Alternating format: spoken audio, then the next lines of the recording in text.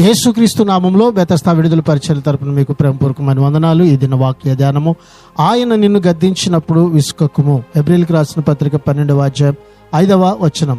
బాధలు అనుభవించడం మంచిది అంటున్నాడు. మంచిది గాని సుఖకరమైనది కాదు. దేవుని వాక్కులోని సత్యాన్ని, రమ్యతను చూచేలా మన కళ్ళు తెరిచేది, దానికి విధేయులమయ్యేలా చేసేది ఏదైనా సరే అది మంచిదే. రచయిత కష్టాలు మనుషుల మూలంగా కలిగాయి గాని దేవుడు వాటిని అతని మేలుకే ఉపయోగించాడు. దేవుడు వ్యాధిలో నుంచి ఆరోగ్యాన్ని ఇచ్చాడు, పేదరికంలో నుంచి ఐశ్వర్యాన్ని ఇచ్చాడు, అలాగే బలహీనతలో నుంచి బలాన్ని కూడా తెచ్చేటువంటి వాడుగా ఉన్నాడు.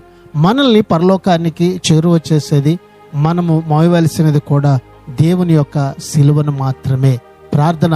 మహాపరిశుద్ధుడా, మహోన్నతుడా, జీవాధిపతి, మా మంచి యేసయ్య, మరొక నూతన దినాన్ని మీరు మాకు ఇచ్చినందుకు మీకు వందనాలు, స్తోత్రాలు చెల్లిస్తూ, మీ నిమిత్తమైనటువంటి బాధ అనుభవించటం మా జీవితానికి ఆశీర్వాదకరమని ఈ దినాన నీ లేఖనం ద్వారా మాకు మీరు ఆజ్ఞాపించిన విధంగా ప్రభువా, నీ ఆజ్ఞలను ప్రభువా మేము అన్ని విషయాల్లో లోబడుతూ ప్రభువా, నీ గద్దింపునకు మేము విసుకక నిత్యము ప్రభువా నీ ఆలోచన ప్రకారం జీవించే ధన్యతను ప్రభువా ఈ దినాన ఈ నీ ప్రజలందరికీ మీరు దయచేయమని యేసు పరిశుద్ధ నామములో ప్రార్థించి అడిగి వేడుకుంటున్నాము తండ్రి.